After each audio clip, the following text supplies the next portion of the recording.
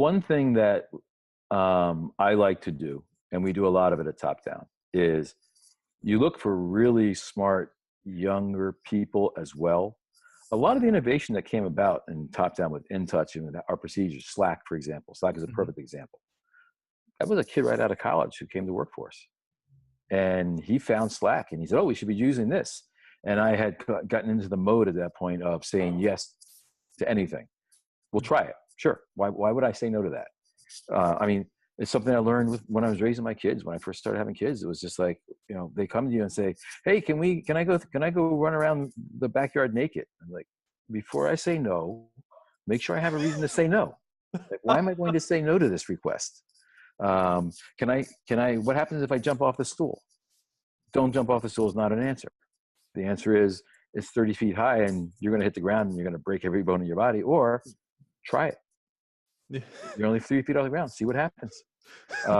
Let's try it with a piece of fruit first. Yeah, exactly. Drop a watermelon. That's your head. Yeah, what you're doing is you're like teaching them to think critically and try things. You're teaching them the science life. And when you say no, you need a reason. You need a reason, and you need to teach people also to like think critically. Like, right.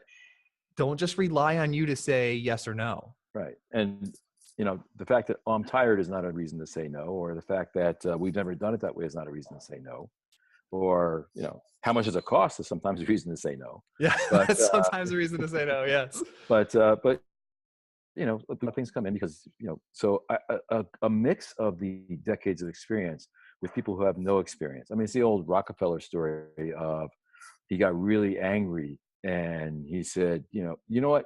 Get rid of these engineers. Get someone out of college in here, because I want someone who doesn't know this can't be done, because I want it done.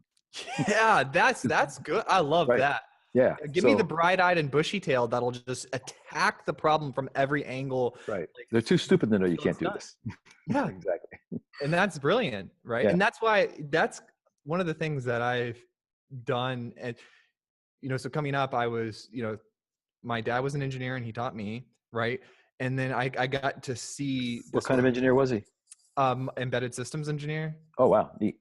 Yeah. So growing up, my childhood is the smell of like baked electronics and solder. There's worse smells. Yeah. I remember he was telling me one day he came home. I'm probably like 13. So this is, you know, 17 years ago. And I'm sitting there and he's talking about how he's working with another engineer and he's in their kind of like executives at this company at the higher level. And the one's telling him that it's just not possible to the partners, to the non-technical people. And my dad's like pointing at the manual saying the API calls right here. Like the chip supports it. We can just do it. It was like some buffer thing that they needed to do.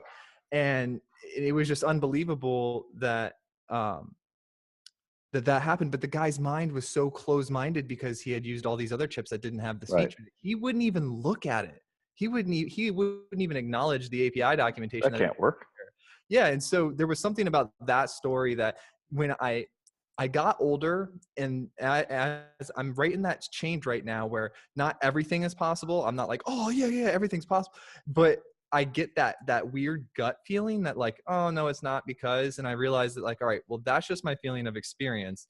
Now, like, that's my signal now to say, how could I be wrong? Right. Like, what could make this possible? That's one of the best questions you can ask. Yep. How could I be wrong? And if I'm not feeling it, where's that bright-eyed and bushy-tailed person? Where's that optimist that's going to tell me all the ways it could work, and then surround myself with those people? So for me, it's been more about not like trying to prevent it from happening, but being aware of it happening and putting a system in place that allows me to overcome the negatives of that. Yeah. That's actually a really good insight. That ability to say, okay, I can't figure this out. There's someone out there who can. Yeah, it's my interrupt line. It's my little webhook, right? Boom! Right. Oh, there's a problem here. That's right. Feeling this resistance, you know. There's an API for that. So